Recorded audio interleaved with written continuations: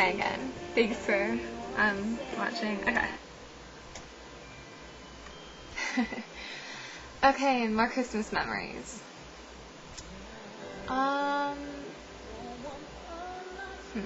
Honestly can't think of any more. Just the fact that he was always there. In the winter, he'd make me hot chocolate. We'd go for walks together in the snow, and we'd go for a drive to see all the Christmas lights in Niagara Falls. I actually remember doing that with my friend Carrie one year. She came down on January, and we went to Niagara Falls because I live right by it for the lights. My dad was definitely there, and we were just in Niagara Falls, and it said don't stand because you could fall off the edge, and there's like two people standing on it, and me and Carrie were laughing, and it's really random. Yeah, my dad was like, stop being stupid, and we're like, oh, okay. So, my dad was always the fun adult. He'd always, see, some parents pick up the phone to eavesdrop. My dad would pick up the phone and eavesdrop, except he'd finish by making farting noises on the phone. My dad just had this really crazy sense of humor. If it was too cold, I'd go in his bedroom and sleep there, because he had a king-size bed and he snored too loud, or a queen, I think. So my mom didn't sleep with him. Storms. If the power went out, I'd shriek. And I'm not saying this is when I was little, I'm saying this was up until, like, the power went out a few weeks ago, and I shrieked, waiting for my mom to come get me and save me, so what's that tell you? He'd come into my room and save me, and start light a few candles, and we'd watch the lightning and thunder from his picture window, because his bed was right here, and then the window was just right there. It was huge.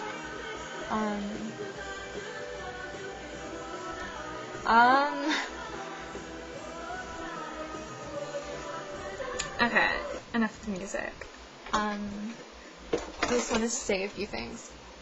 My father was an amazing man, and I am now aware of how lucky I was, because a lot of little girls don't get to have these amazing memories with their parents. My father never hit me. Even if my mom told him to for doing something bad, he never hit me.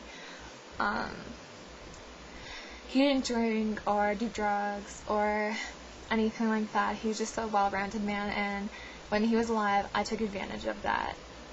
And I feel absolutely horrible for it every single day of my life. I think about all these stupid things I hated about him because I thought they were imperfections, and I was mad. I'm like, well, the other kids' fathers don't do that. Like, he wouldn't let me, like, have junk food after, like, 8 o'clock, and I'd be like, what the heck? I hate you. Come on.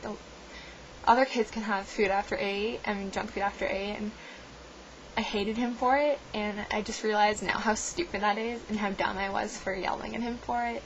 And I definitely, I'm going to tell you this now, if you haven't lost a parent, don't ever say anything you're going to regret, because I'm telling you right now, once they're gone, you're going to realize how amazing they are, and instead of comparing them to people whose parents may be better somehow, may better suit your interests and needs, you're going to realize that they are absolutely perfect, and that every single day, if you're not with your parents 24/7, just thanking them for everything they do for you, you're taking advantage of it. I'm not telling you to go cling to your parents right now.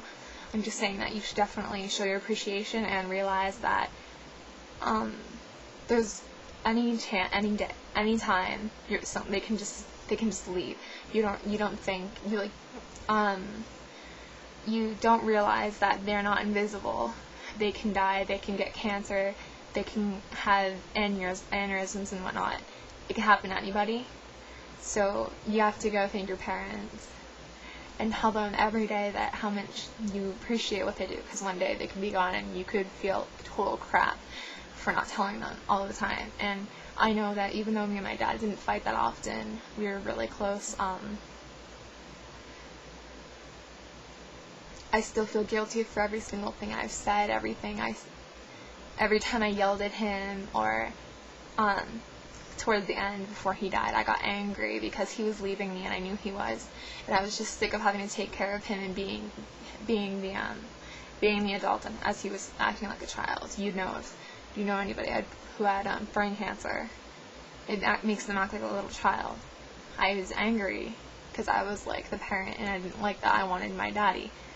And I definitely, there isn't a second, even though I got a chance to talk to my dad and tell him before he died that no matter what he said, I'd never forgive myself, and I just wanted him to tell me that he loved me and he'd forgive me. And he's like, well, even the meanest things you say, like, I forgive you right away. Like, I don't hold grudges against you because you're my daughter, and I love you, right?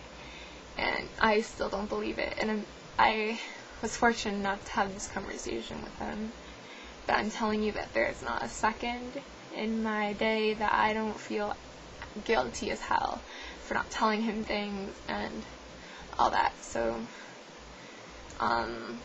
just from experience, go right now, tell your parents if they're there. If they're not, call them at work. If they're out, call them on their cell phones. Just choose for me, tell your mom and dad, if you have them, or your guardians, how much you love them, because one day they could be gone. There's going to be a part 3.